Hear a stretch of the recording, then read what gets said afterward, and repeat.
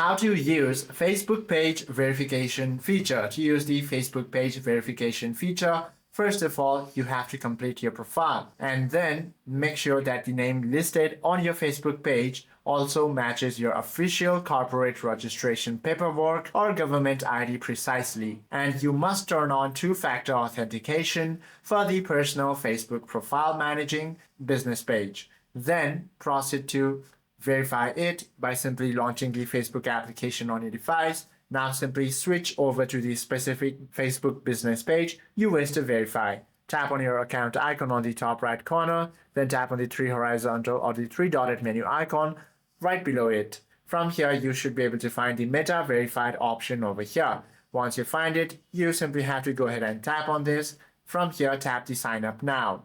Want to do this, you simply have to review the listed subscriber perks, then tap Next. Confirm your subscription tier payment through the Apple Store or Google Play Store. Hope this video helps you out a lot. If you have any questions or queries, do comment down below.